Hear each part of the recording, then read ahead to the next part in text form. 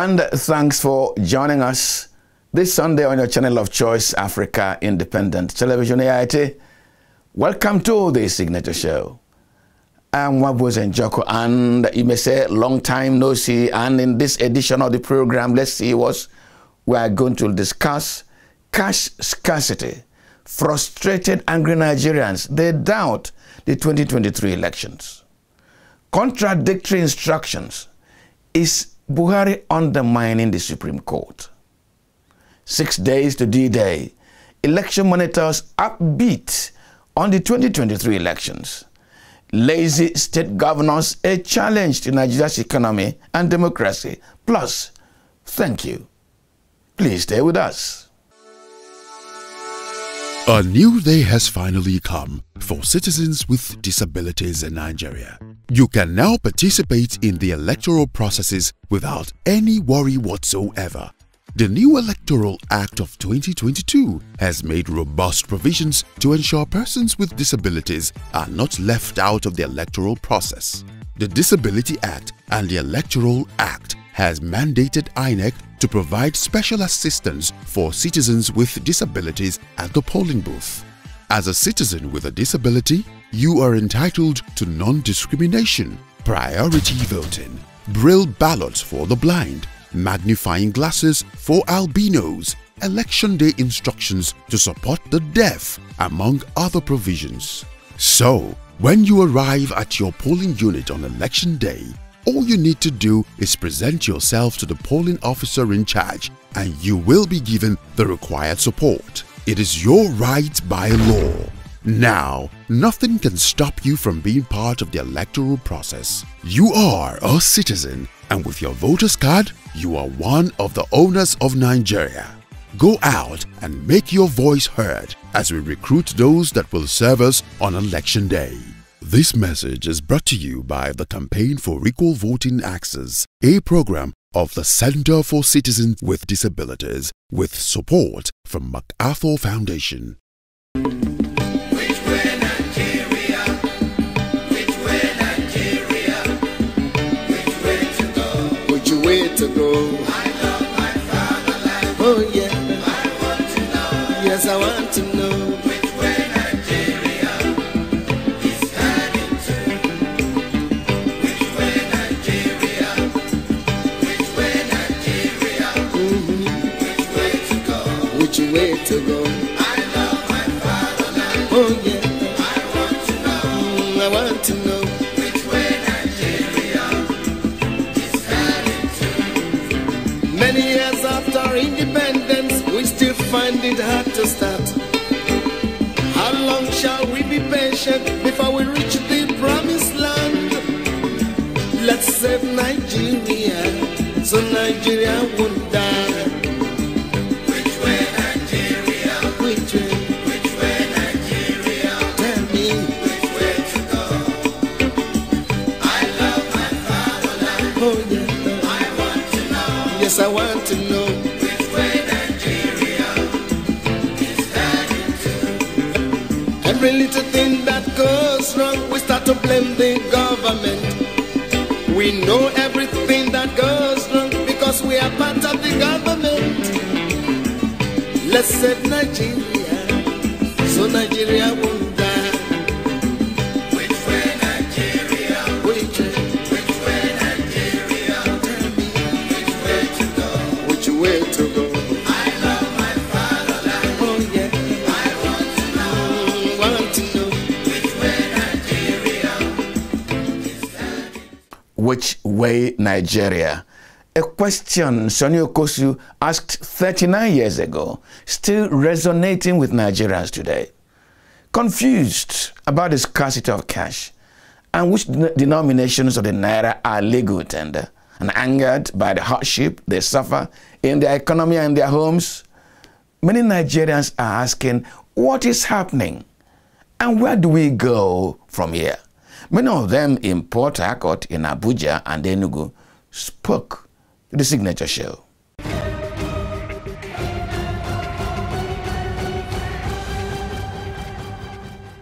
Nigerians will be going into the polls in the next few days.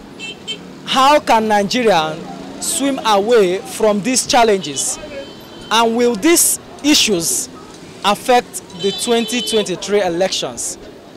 My name is Marvelous Obomanu, and I am in the streets of NNPP, a suburb of the Federal Capital Territory, to get to know from Nigerians how they feel about these issues. Join me as we get these reactions. As far as I'm concerned, there is no election in Nigeria. There is no election in Nigeria because you are talking of election. Are we still going to live till next week? That is what I'm asking ourselves. Are we still, what do we have to till next week? That we should go and vote.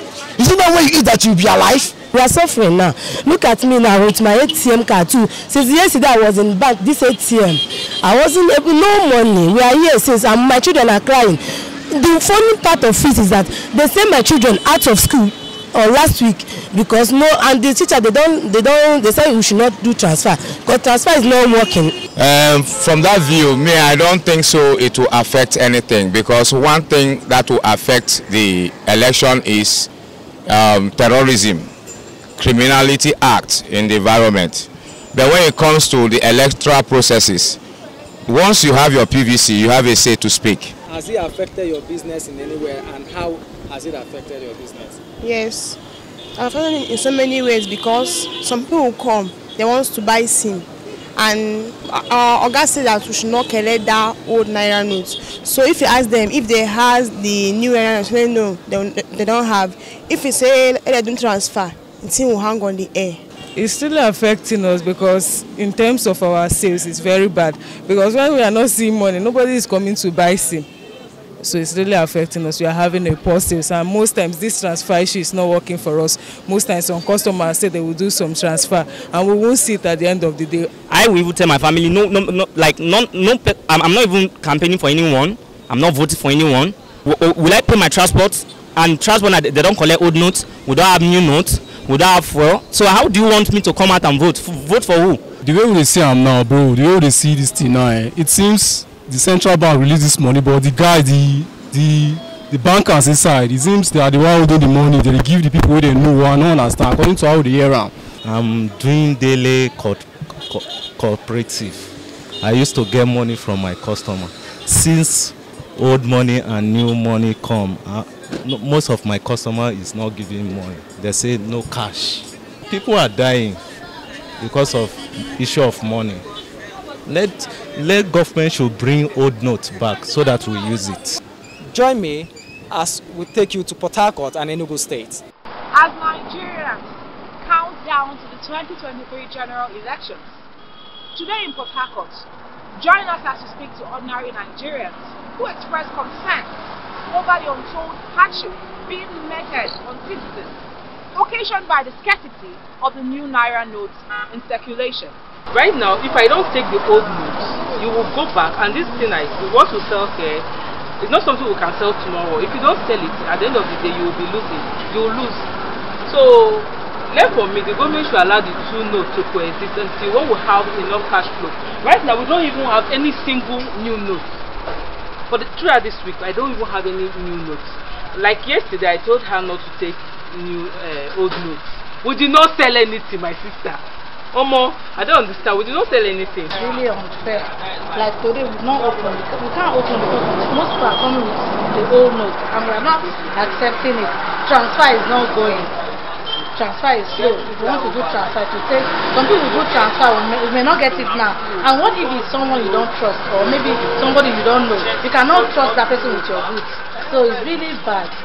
Some do reject the old day 200 naira. If you give them, they will say no. Even though you give them 500, they will still reject. 1,000, they will still reject. So some prefer 100 naira.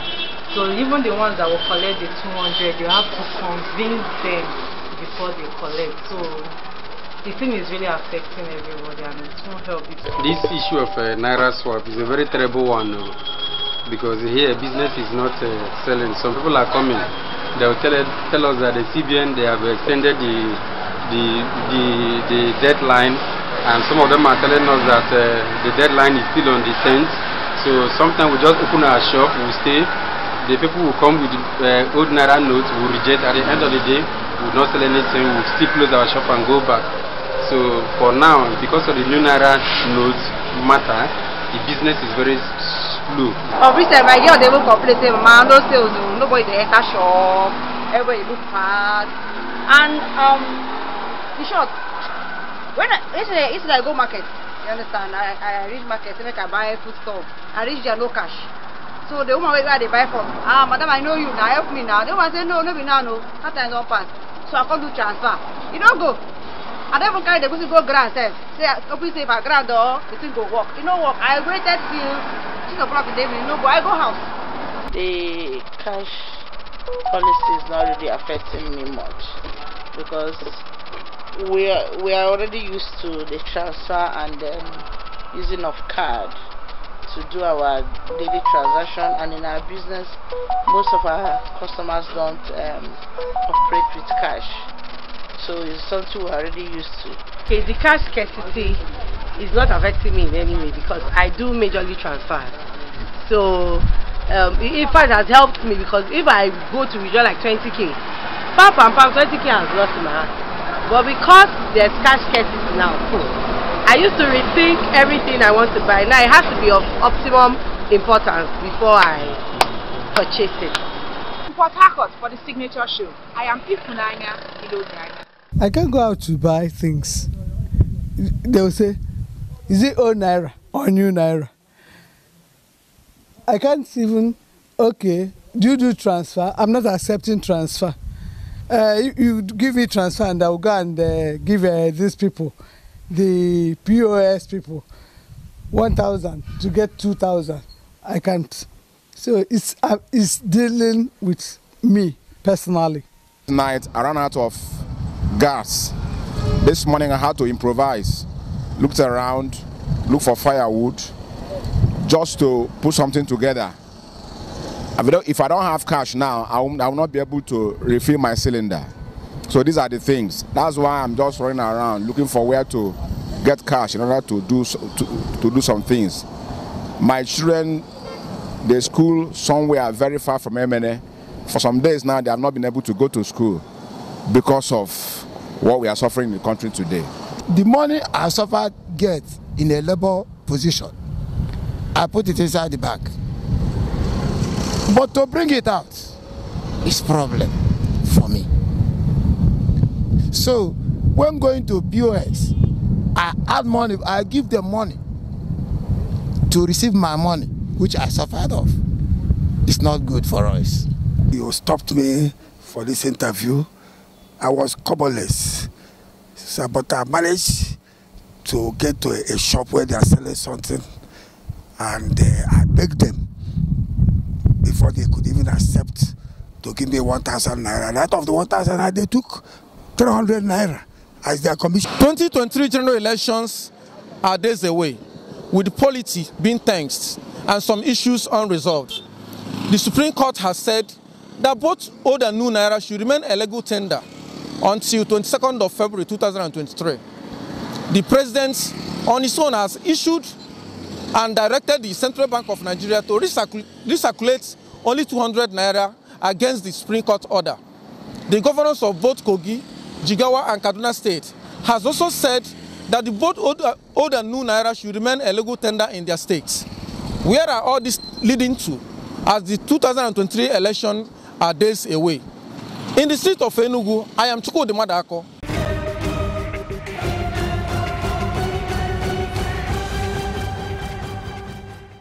Now, apart from the scarcity and the suffering of many families, especially in the rural communities and semi-urban areas, there is also the issue of what the president's broadcast last Thursday really said about the new CBN policy. The Supreme Court position seems to have created more legal interpretation confusion. Last Thursday, President Muhammadu Buhari compounded the situation when, in his nationwide broadcast, he picked and chose what he liked from the Supreme Court position. A number of state governors have followed the president's campaign. They chose what to obey and have gone ahead to instruct their citizens. Now, is this not a matter of executive rascality? We spoke with David Ude, an Abuja-based lawyer.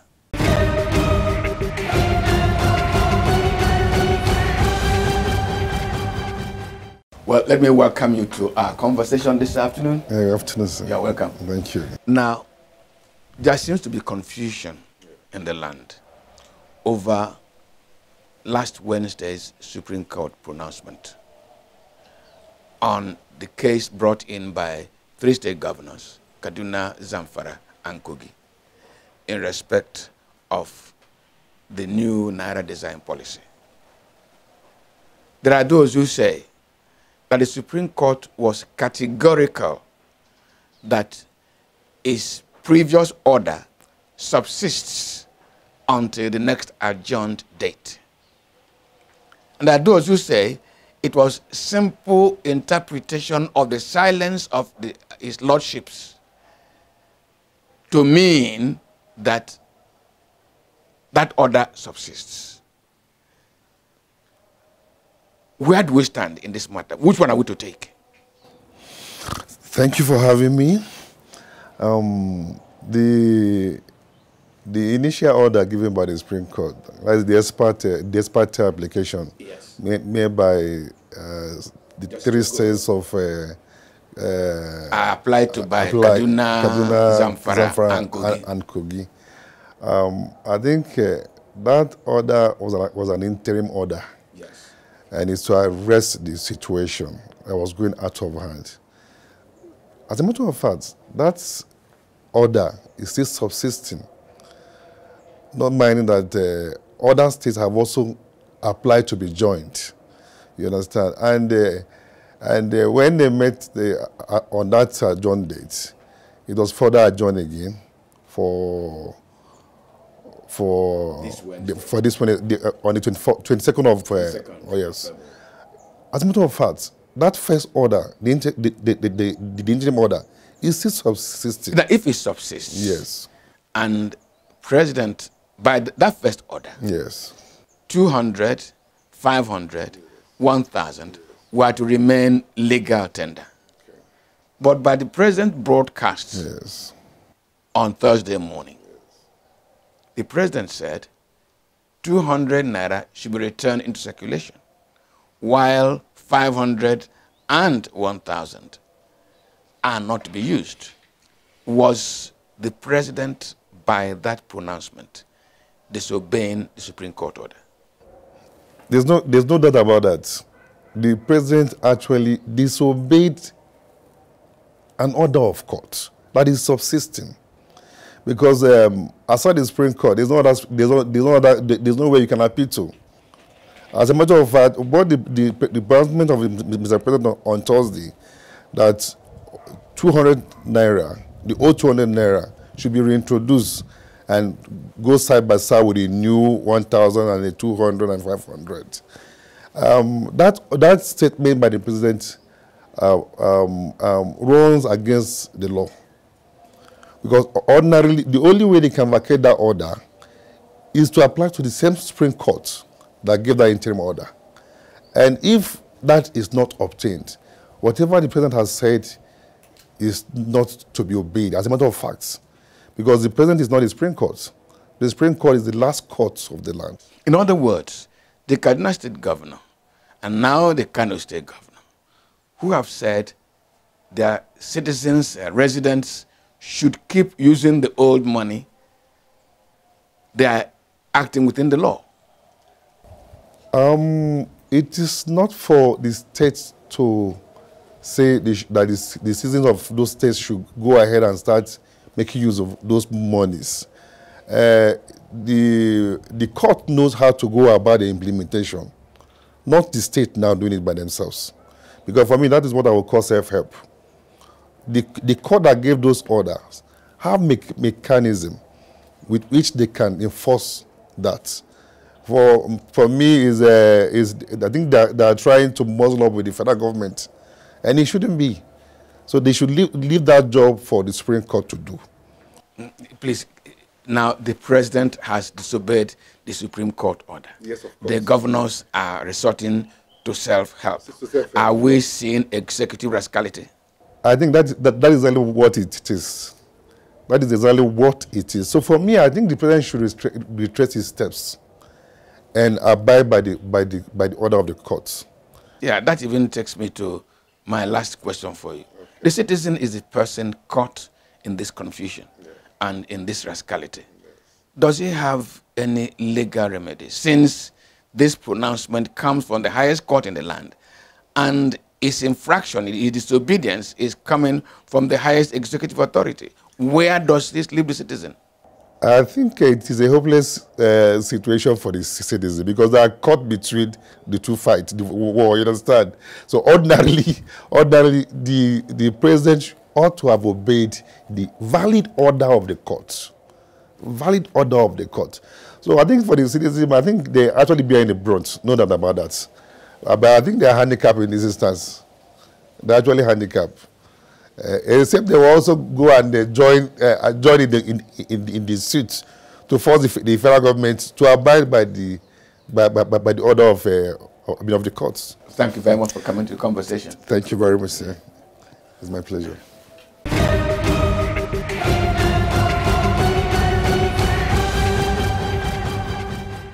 Now, you remember last Sunday, we brought you a report on the bad signs of the times. The naira scarcity of petrol, arms in the hands of non-state actors. There seem to be a dark cloud over the 2023 elections, which begin in the next 6 days. To be or not to be, that is the question. Eze Mwangwago, Chairman Partners for Electoral Reform and board member Yega Africa, has been addressing that question.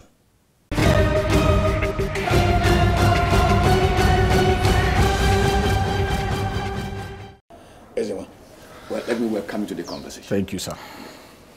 Elections are under 10 days away from this Sunday. Are you comfortable that this election will hold?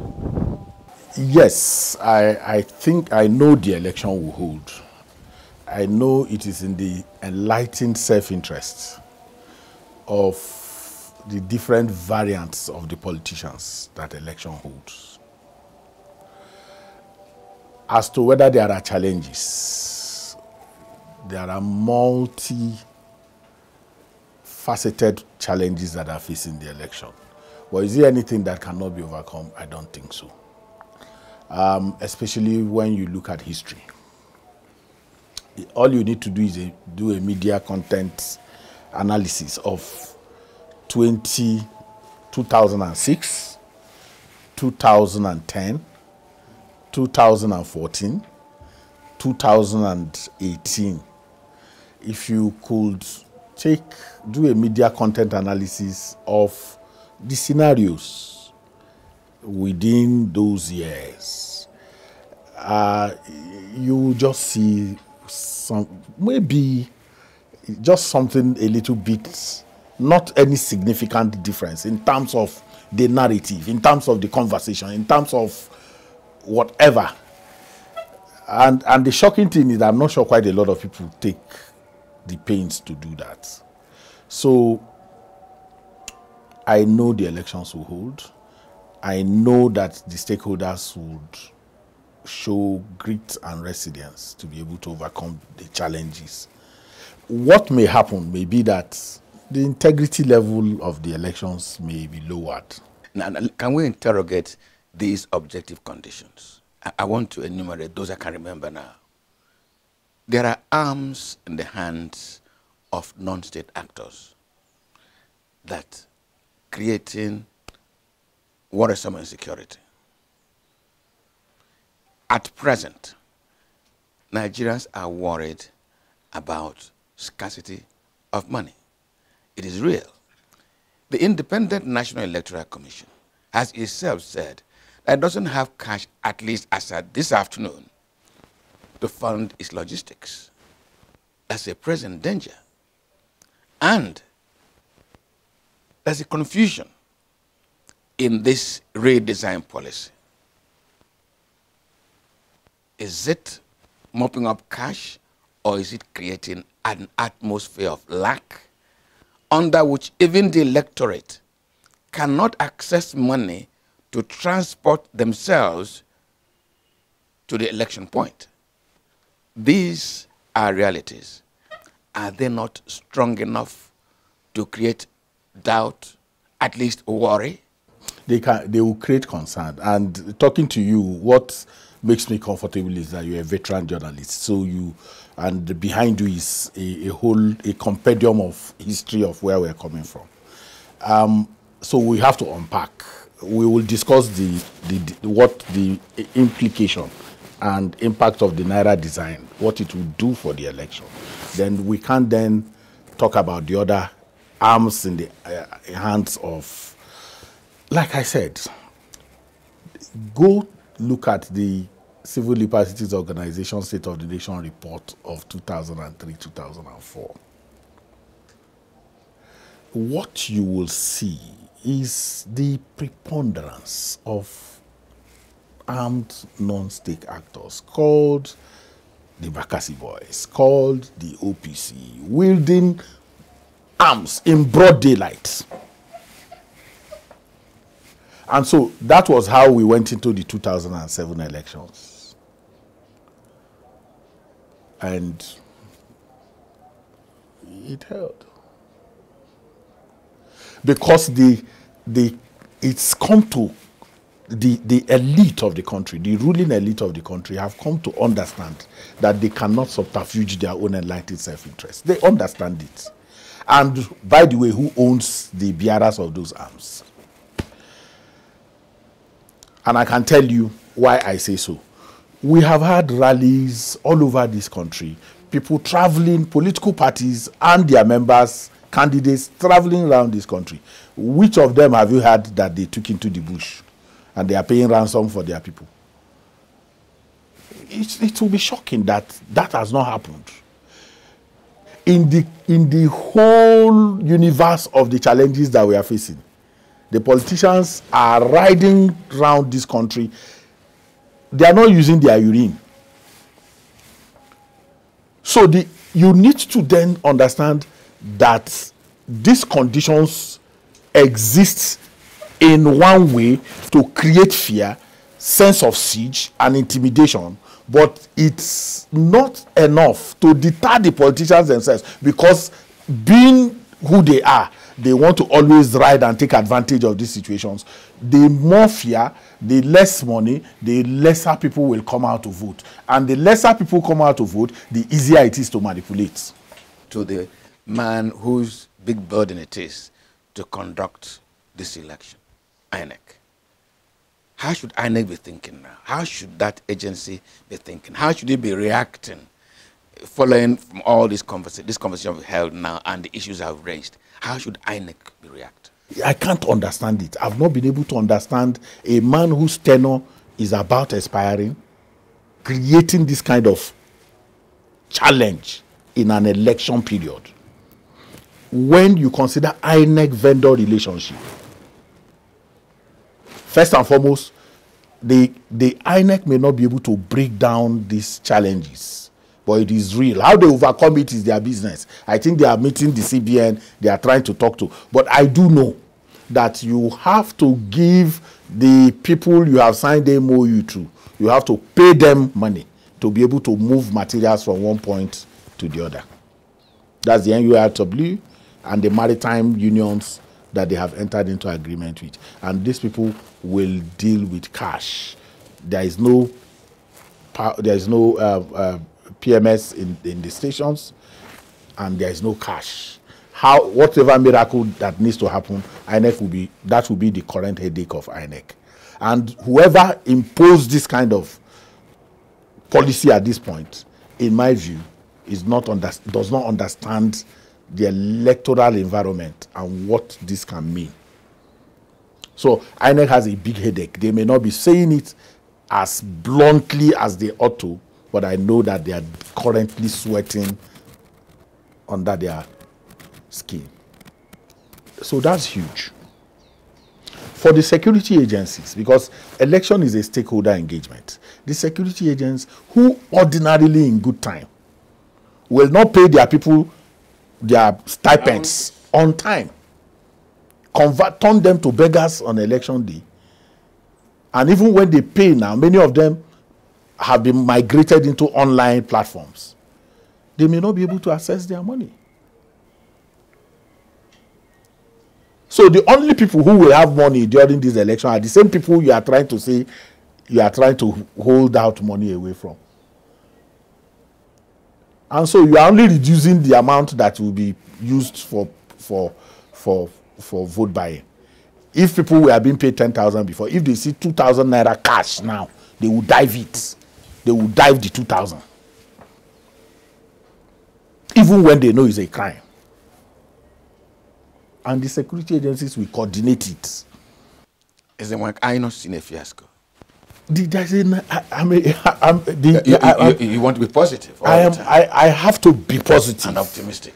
I have to be, because, like I told you, my work, my investment in the work that I do is to continue to inspire confidence in democracy. What will you tell the Nigerian now? What needs to happen is that we need to consolidate this democracy at all costs, because the alternative is worst. Anyone? Thank you very much for coming to the conversation. Thank you, sir. Thank you. I'm grateful for the opportunity.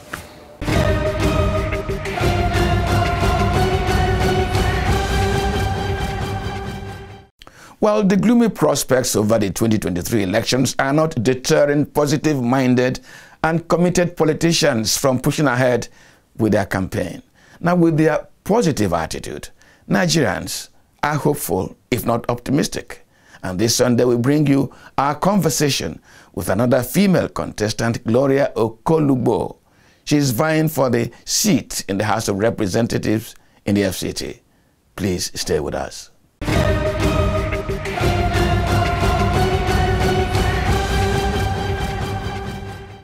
You're welcome, ma. Thank you so much. It's a pleasure being here. You look really so beautiful this Sunday afternoon. Thank you. Thank you. Just a few days into the election, I know, of course, you are in the thick of your campaign. But what is the experience for you like contesting for House of Representatives seat in the Federal Capital Territory? How has the experience been for you like? Well, I must say it has been challenging. That's the first word. Politics is what it is. Every politics is local, so you have to, as much as possible, connect with the people. And connecting with the people will mean making a lot of travel. Abuja South consists of 4 local governments: Gwagwalada, Kwali, Kuje, and Abaji.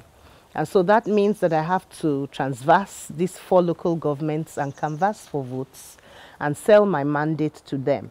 So with the help of other media tools, which the people connect with, I do that, moving and doing one-on-one with as many community influencers, opinion leaders, and door-to-door. So it's been very challenging for the past how many months. But it's also afforded me more time to connect with the people. You know, I've always known the people, I've always been part of the community, and I know the challenges. But you see, challenges vary from community to community. And so it's given me ample opportunity to connect better with the people, as tedious as it has been. But it's been a ride so far, and we're looking forward to the elections. We're looking forward to the polls so that we have this concluded. There seems to be a challenge, and one of those challenges in Nigeria today really is the question of citizenship. Every state determines who is its citizens. Nigeria as it is today, shouldn't we be talking about one citizenship? We could say we can get on the journey of being there. First of all, we have to appreciate the unity in our diversity. I went to a federal government college. Years back, it was initiated as a means of uniting this country. And way back then, from childhood, I had friends who were from the north while I was from the south. And then they were in Warri, we were in Warri. And so they liked banga soup as much as we liked what we ate when I came up to the north to do my tertiary education. I was eating all the tuwo shinkafa and traveling everywhere. So you see, as a nation, we have tried in the past to close up our differences and enjoy our diversity. That worked very deeply because it was captured in us as very young children. And some of my very best friends, in fact, my best confidants growing up had been people from the North. And that was why it was easy for me to, in my adult life, come to the North. And I've lived here for over 30 years. And so for me, unquestionably, I'm an indigene. Because even when I go home to my state, they call me Mama Abuja. But you see, we cannot pretend that we don't have issues with us today as it is. And that has come about because of the politics of the day. In fact, a lot of the citizens of the Abuja, the indigenous citizens of Abuja, when I sat with them to discuss, and I did sit with all the various ethnic groups in Abuja, they have made me realize that they are so destabilized because of politics. The indigenous tribes in Abuja are having issues amongst themselves, and they understand and know that it was politics that was brought in to divide them. So when we're talking about the divisions of the peoples of Nigeria, it is even happening in the FCT. And so while we are trying to unite the peoples of the FCT with the non-indigenous peoples of the FCT, because even as I have lived for over 30 years, there's so many stakeholders who have stayed here for so many years, and this is the only home they know. A lot of our children were born here, raised here. This is the only home they know. Many of them can speak Hausa language, but they cannot speak our own indigenous language where we are born, where we come from. So, I mean, a boy that can speak Hausa and schooled all his life in Kaduna, and all his friends are from Kaduna, Kano, Zaria, you know, places like that. How do you tell him he's not an indigene of Kaduna State? So which one will you subscribe to as an indigene? Is it where you're from or where you've lived and spent almost a lifetime at? Where you have lived and you have spent most of your life. Nigerians have emerged as mayors in New York, in other cities around the world. When you see them and they're articulating the problems of the city and how they're solving it, that is all that matters to the man out there. They don't look at the color of their skin. That's not to say that there's no discrimination outside. We're seeing the Black Lives Matter movement. We're seeing the white on black abuse. We're seeing the racism. We're even seeing the black on black abuse occasioned by the system. That's not to say that there's no problem. But when it comes to the community level, the community members know who cares about them. Now, to make sure you're not speaking above the people, you're speaking with the people, while you're going about your campaigning, is there any form of an acceptance to show that the people understand the message you're giving them? Is there any reaction you're getting to show that people understand the message you're giving? On the street, say Gloria is the candidate. Say Gloria is the candidate in Abuja South. You can do your research. And I speak English because it's the form of communication I'm going to use in the National Assembly, because I have to be the voice of both the learned and the unlearned, both the educated and the uneducated. But my communication on the street is not English. My communication on the street is every language that is in the FCT. It is Hausa, it is Igbo, it is Yoruba, it is Pidgin English. And I'm comfortable with all of those languages. I speak the language of the people. First of all, the most important language the people understand is the language of love. It is a universal language. When you show the people love, when you show a will and a track record of integrity and ability to keep to your word, don't forget, if you check my resume, I've been a development worker for most of the part of the work I have done in the North.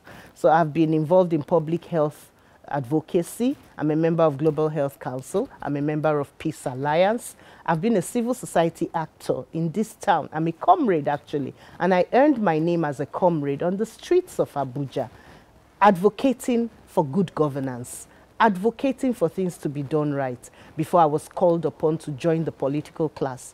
Because you don't act from outside and keep criticizing from outside. You take the bull by the horn. And that's how come I found myself in politics. And I have served as a commissioner for 4 years. In the course of that, I've been a commissioner for energy.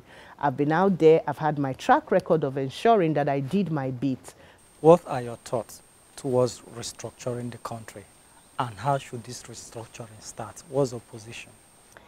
At an earlier program, I did make some comments on this restructuring and it was misconstrued. Restructuring is a process that we must go through. It's obvious to us there's too much power at the center. There's too much power at the center. That is agreed, you know. And it makes the federating units lazy. You know, and the federating units in this country are the states. They are the federating units. It's not even the local governments. So we need a lot of adjustments within our constitution. And we need all the houses of assemblies together with the national assemblies to work on the process of restructuring. But we cannot brandish restructuring as if it is the El Dorado or the beginning and the end of our problems. First of all, a lot of people who are even talking about restructuring don't even understand what it takes to restructure. We must unbundle this center that is too strong. By the same token, we have the states that are the federating units also very, very strong. Governors are actually seen as emperors. They have a lot of power. They wield a lot of power. So when we're complaining about the center, what about the states? So all of the problem is not coming from the center. In fact, the states have become very lazy. They're so used to coming cap in hand to the federal level to collect money. And so revenue from the states is, even when it's much, is under, you know, is under declared. You know, so that the emphasis is on money coming from the center. At whose expense? You know. So yes, the issue of structuring is important. It's germane. It has to be addressed. And when you have the right set of people in the National Assembly, the right set of people in all the parliaments around the country, competence, capacity, understanding of the issues, when we vote right, we won't have to be having the conversation over restructuring or no restructuring. It will begin to happen naturally. Because when we were talking about autonomy of local governments, and even when an executive bill had gone round and passed through the process in the National Assembly, at the state level, they were not able to get to TEDs. So we have to address where we are now as a nation, is where we address the fundamental things that bind us together. By first of all looking at competence. For this election, I have said, candidate by candidate. Let us throw away tribal sentiments, religious sentiments. Let us throw away, it's out of religious sentiments, for instance, that you will find somebody who will say, because I want acceptance in the North, I will do a Muslim ticket. It's not inclusive. Let us think about inclusion. Let us throw away sentiments of say, I must vote for somebody just because the person is from my religion, just because the person is from my race, just because the person is from my tribe. If you have an election in the forest, and I keep saying that, I keep saying it on my campaign, you have an election in the forest and the trees have to vote. And they say, okay, you have a knife and you have a cutlass and you have an axe. And they say, okay, you know, the axe, it has some aspect of wood. He is our own. Let us vote for our own. And they keep voting for the axe. Meanwhile, you need to fell trees for you to get an axe. So they will have to keep felling trees to get an axe. So you keep wondering, who's felling all these trees? But the axe, knowing that it needs wood for its head, will always make sure that there's felling of trees continuously in the forest. So is it wise for the trees to vote for an axe, or is it wiser to vote for an instrument? A knife cannot cut a tree. You've highlighted the need why Nigerians need to pick competent leaders. You will be a federal lawmaker that will be making laws in the Federal Capital Territory. What type of legislations will you be making that would help tackle the identifiable challenges in the federal capital? There's so many, but my first 100 days will be based on the first and immediate needs of FCT. As a lawmaker, don't forget, FCT does not have a governor. You know, the issue of a mayor at least has not seen the light of day. And so, and again, we just have 2 House of Representative members and 1 senatorial seat. And so you have that at the same time, the members who are in the House are the House of Representative is actually the House of Assembly of the FCT. So it's a multiple role. You're making laws, you are oversighting the functions, and you are also to attract development to the FCT. So I take those three responsibilities very seriously. There are laws that we are signatory to that are able to handle the issues of security that is within the FCT. I'll make sure that I start by looking at those laws, because we don't need, you know, anything that is not quick. There are laws that are existing that Nigeria is signatory to already. I will bring up those laws. We will ratify. We'll go about the processes of ratifying and domesticating those laws. There are many laws waiting for domestication. If we domesticate those laws, I'm an international relations expert. If we domesticate those laws, we have quick instruments by which we can discuss with the communities, and then we can have community policing, first to handle the banditry and the kidnapping. It has come too close to home. When Kuje was attacked, then the embassies realized that they had to send their families away from the city center, Abuja city center. That's a national embarrassment. And as I speak, 8 people were recently kidnapped again. 16 were released. There are members of my community that are in captivity as we speak. There are areas of Abuja South that they have food. They have farmed, they cannot evacuate those foods. And in the city center, we are buying bread at 1,000 naira. If flour is cheap, bread will not be 1,000 naira. We cannot have tomatoes at a cheap price. We're still valuing tomatoes from Jos when we farm in Abuja South.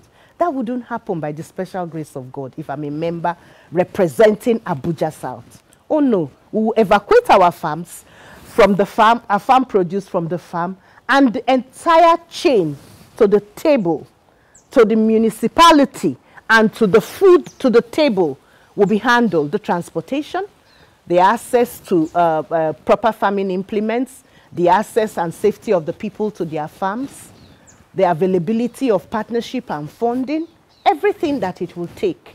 I will bring all of my experience to bear. I will bring all I know and all I have in the international community to help me, to partner with me, to bring succor to the people of Abuja South. Okay. Anyway, your party is reported to be, planning on collapsing structures with the Labour Party. We had ample opportunity to merge with the Labour Party, and we were all praying about it because it was about the passion for Nigeria. But unfortunately, fifth columnists came into the arrangement and made sure it did not happen. And when my principal was talking about it, he said exactly as it was. It was fifth columnists that knew that if that partnership will happen, Nigeria will be saved, because track record, competence, integrity is on the part of my presidential candidate. And it is also what people are hailing about the presidential candidate of the Labour Party. Now, politics is about negotiation and discussion. We have passed that phase. Unfortunately, they allowed fifth columnists to hijack it. Who are these fifth columnists? There were fifth columnists inside the Labour Party that came out on air. We heard them when they said it was not up to discussion. You can't go into a discussion, a meeting, with a predetermined position. You sit down and it is give and take. You discuss. And so when they put up that ego trip, they made it difficult for discussions to even happen. And now at the 0 minutes, people are talking and trying to distract the voters. Please, NNPP is going to the polls. We are standing election. We have been campaigning. If, however, in the course of the election, there are reasons for alliances, we have a stronger structure than any other party. Take that to the bank. The other bigger parties, in quotes, have been rejected by the Nigerian people. They have been rejected because the Nigerian people are suffering right now. That's the truth of the matter. The suffering on the streets is so much. Just few days into the election, what are your chances? Very bright. I'm very happy with the people of Abuja South. I must say that I've been so encouraged in this entire campaign. People have tried to make the narrative look difficult. Like how do you think that as a woman you can be voted in the north? The first instinct of the northern man is to protect a woman. And I say that to Nigeria to understand it. The first instinct of a Nigerian northern man is to protect a woman. You have a problem when you are at variance with the ideas, the issues, and the problems of the people, and you want to represent them, or you want to be what they cannot identify with.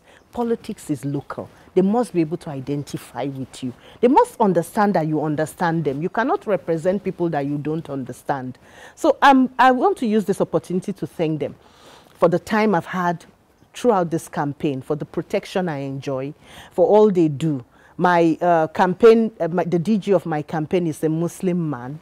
I have worked with both men and women. I have worked with the youth. Once I come out, I have footages. Maybe I'll make them available to you. They have embraced me. I have felt the warmth of the people. As I have loved them, they have loved me back. And I've been very grateful. And all I'm asking them is to come out and cast their votes and be sure that those votes will count. You know, usually there's this worry about the votes not counting. We believe that this time around the votes will count, and they should come out and cast their votes and begin to change the narrative of their lives as a people. Gloria, I want to say thank you for being a part of it. It's a pleasure. The pleasure is mine. Success. Thank you so much. Thank you.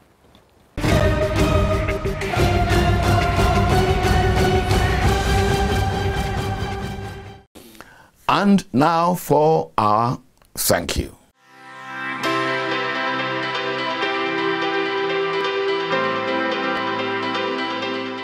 Now, even as we began this program with Sonny Okosu's question, which way Nigeria, there's no doubt that all is well that ends well, as affirmed by Buchi in this gospel classic. It is well.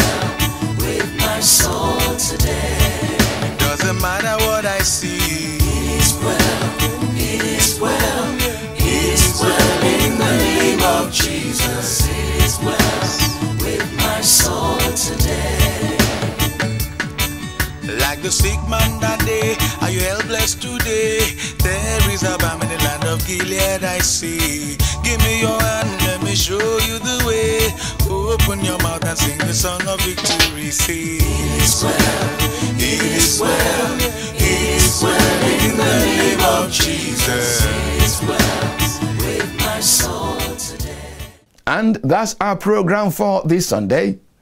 But please follow us on all our social media handles displayed right now on the screen to get notifications of our programs and also to ask questions or make contributions. Now, if you have missed any edition of the Signature Show, kindly visit our website at www.signaturetv.org or our YouTube page to download the program. And please do not forget to subscribe, like, and share. Let's keep a date next Sunday.